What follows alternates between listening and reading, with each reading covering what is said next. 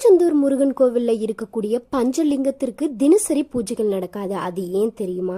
முருகப்பெருமான் சூரபத்மனிடம் போரிட்டு அவரை சம்ஹாரம் செய்யறார். அசுரர்களை சம்ஹாரம் செய்த பிறகு அதோட பாவம் நீங்க கடற்கரை மணலிலிருந்து 5 லிங்கங்களை பிரதிஷ்டை செய்து தாமரை மலர்களை கொண்டு பூஜை. இதை உணர்த்தும் விதமாக தான் திருச்செந்தூர் முருகன் கோவிலுடைய சிலையில வலது பக்கம் தாமரை மலர் வைத்திருப்பதை நம்மளால பார்க்க முடியும். மூலவருடைய அறைக்கு பின்னாடி ஒரு குகையில தான் இந்த பஞ்சலிங்கங்கள் இருக்கு. இந்த அறைக்கு பாம்பறை அப்படின்னு ஒரு பெயர். இந்த பஞ்சலிங்கங்களுக்கு பூஜைகள் எதுவுமே செய்யப்படுவது கிடையாது. ஏன்னா முருகப்பெருமானே நேரடியா இந்த பஞ்சலிங்கங்களை வழிபடுவதா ஐதீகமா சொல்லப்படுது. கூடுதலா மார்கழி மாதத்துல இந்த பஞ்சலிங்கங்களை தேவர்கள் வந்து வழிபடுவதா ஐதீகமாகவும் சொல்லப்படுறாங்க. இந்த பஞ்சலிங்கங்களை வழிபட்டா நம்மளுக்கு இருக்கக்கூடிய பாவங்கள் அனைத்தும் தீரும் அப்படின்றது பக்தர்களுடைய நம்பிக்கையாக தான் இன்று வரைக்குமே இருந்துட்டு வருது.